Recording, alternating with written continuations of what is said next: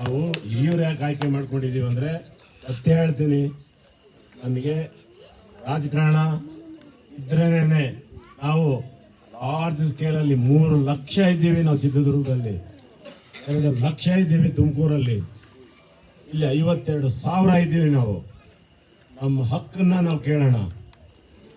ರಾಜಕಾರಣದ ಅಧಿಕಾರ ಇದ್ರೆ ನಿಮ್ಮೆಲ್ಲರಿಗೂ ಒಂದಲ್ಲ ಒಂದ್ ದಿವಸ ನಾವು ಸಹಾಯ ಮಾಡ್ಬೋದು. ಮತ್ತೆ ಹೇಳ್ತೀನಿ, ನನಗೆ ಸ್ವಾಯಿತ ಇಲ್ಲ, ರಾಜಕಾರಣಕ್ಕೆ ನಾನು ದುಡ್ಡು ಮಾಡಕ್ ಬಂದಿಲ್ಲ. ನಮ್ಮವರು ಅದರಲ್ಲೂ ವಿಶೇಷವಾಗಿ ತಳ ಸಮುದಾಯಗಳು ಪಾಪ 11 ಲಕ್ಷ ಮತದಾರರಿದ್ದಾರೆ ಇಲ್ಲಿ. ನಾವೇ 3 ಲಕ್ಷ ಇದ್ದೀವಿ. ಆಂಜನೇಯರ ಮತಸ್ಥರು 3 ಲಕ್ಷ ಇದ್ದಾರೆ. ಶಿವಮೂರ್ತಿ ಸಾಹೇಬ್ರ ಮತಸ್ಥರು 3 ಲಕ್ಷ ಇದ್ದಾರೆ. 11 ಲಕ್ಷ ಆದ್ರೂ ಅವರು ಎಷ್ಟು ಬಡತನ ಇದೆ ಮಧ್ಯ ಕರ್ನಾಟಕದಲ್ಲಿ.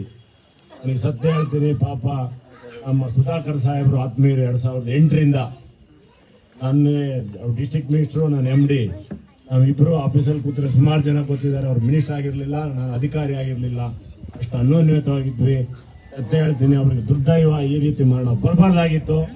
ಈ ತರ ನಮ್ಗೆ ಅಗ್ನಿ ಪರೀಕ್ಷೆ ಇಡಬಾರ್ದಾಗಿತ್ತು.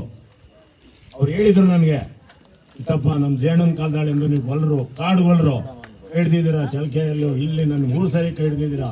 ಇವತ್ತು ನಾನು ಗೆದ್ದಿದ್ರೆ ಕಾಡುಗೊಳರಿಂದ ಗೆದ್ದಿದ್ದೀನಿ, ಅದು ಋಣ ತೀರಿಸ್ತೀನಿ.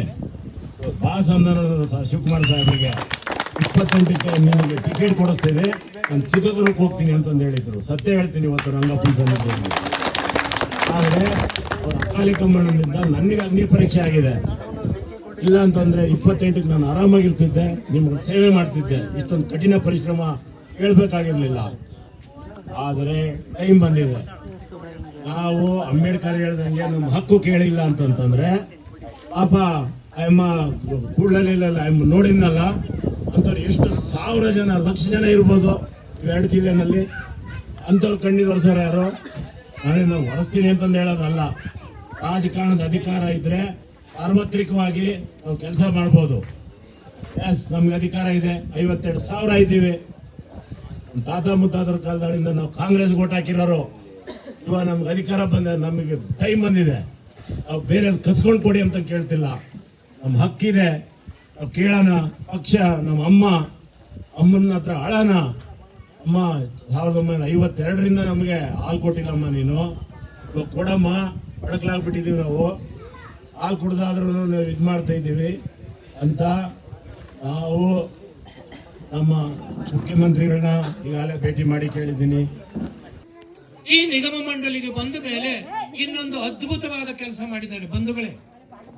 1898ರಲ್ಲಿ ವಾಣಿವಿಲಾಸ ಸಾಗರ ನಿರ್ಮಾಣಕ್ಕೆ ಅಡಿಗಲ್ಲು ಹಾಕಿದ್ದು 1907ಕ್ಕೆ ಪೂರ್ಣಗೊಂಡಿತು. ಆದ್ರೆ ಅವರು ತುಂಬಿದ್ದು 2000.